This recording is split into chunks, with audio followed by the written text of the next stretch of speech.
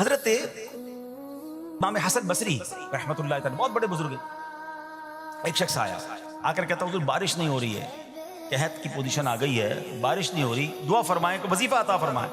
آپ نے فرمایا استغفار کرو، وہ چلا گیا۔ اچھا ایک بزرگ بیٹھے تھے ان کے پاس، حضرت ربیع بن صبیح رحمۃ اللہ، وہ دیکھ رہے تھے۔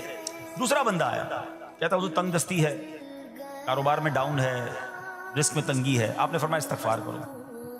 پھر تیسرا شخص آیا کہتا حضور اولاد نہیں ہو رہی ہے، حصول اولاد کے لیے وظیفہ لینا ہے، فرمایا استغفار کرو۔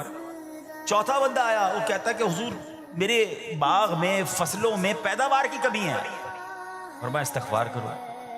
حضرت ربیع بن صبیح کہتے ہیں حضور پہلا بندہ الگ پرابلم لے کر آیا، دوسرا الگ، تیسرا الگ، چوتھا الگ، چاروں کو ایک ہی دوائی، چاروں کو ایک ہی وظیفہ، استغفار استغفار۔ ہائے ہائے بڑوں کی بڑی باتیں ہیں۔ قرآن میں بھی پڑھتا ہوں، قرآن آپ بھی پڑھتے ہیں، مگر دیکھو اللہ والے کیسے پڑھتے ہیں۔ کیا خوبصورت جواب دیا آپ نے۔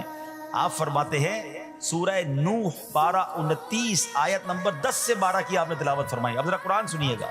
بسم اللہ الرحمن الرحیم استغفروا ربکم انہ کان غفارا یرسل السماء علیکم مدرارا ویمددکم باموال وبنین ویجعل لکم جنات ویجعل لکم انہارا۔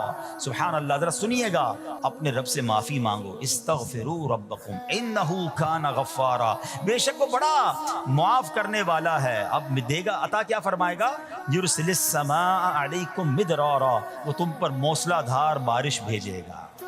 وَيُمْدِدْكُمْ بِأَمْوَالٍ وَبَنِينَ وَيَجْعَلْ لَكُمْ جَنَّاتٍ وَيَجْعَلْ لَكُمْ أَنْهَارًا، فرمایا اور مالوں اور بیٹوں سے تمہاری مدد فرمائے گا، اور تمہارے لیے باغات بنا دے گا، اور تمہارے لیے نہریں بنائے گا۔ باغات بھی بڑھ رہے ہیں، اولاد بھی عطا ہو رہی ہے، مال بھی بڑھ رہا ہے، بارش بھی ہو رہی ہے۔ کس چیز سے؟ استغفار سے۔ تو استغفار یہ آپ کے بہت سارے پرابلمز کا حل ہے، مسائل کا حل ہے۔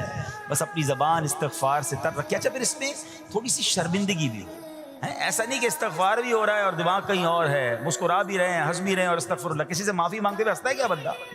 استغفر اللہ ربی من کل ذنب واتوب الیہ، یا اللہ میں اپنے سارے گناہوں سے تجھ سے معافی مانگ رہا ہوں۔ بہت سارے استغفار کے سیکھ ہیں، استغفر اللہ العظیم من کل ذنب عظیم، اے اللہ میں تجھ سے استغفار کرتا ہوں، وہ رب جو بہت عظیم ہے، اپنے سارے بڑے گناہوں سے میں استغفار کرتا ہوں۔ الگ الگ سیغوں سے اللہ کی بارگاہ میں استغفار کریں، ہو سکے تو کبھی گناہ یاد آئیں تو آنسو بھی بہہ رہے ہوں، مگر یہ استغفار اللہ کو بڑا پسند ہے، معافی رب کو بہت پسند ہے۔ ابو اللیث سمرقندی رحمۃ اللہ تعالی لکھتے ہیں پچھلی قوموں میں ایک شخص تھا، اس نے بہت گناہ کیے تھے۔ ایک بار اس نے اپنی پچھلی زندگی کے بارے میں سوچا، گناہوں کے بارے میں غور و فکر کیا تو اسے شرمندگی ہوئی۔ اس نے نادم و شرمندہ ہو کر 3 مرتبہ کہا اللہم غفرانک، اللہم غفرانک، اللہم غفرانک، اے اللہ تیری بخشش، اے اللہ تیری بخشش، اے اللہ پاک تیری بخشش۔ اسی لمحے اس کو موت آ گئی اور اللہ پاک نے اس کی بخشش فرما دی۔ آئیے ہم بھی پڑھ لیتے اللہم غفرانک، اللہم غفرانک، اللہم غفرانک۔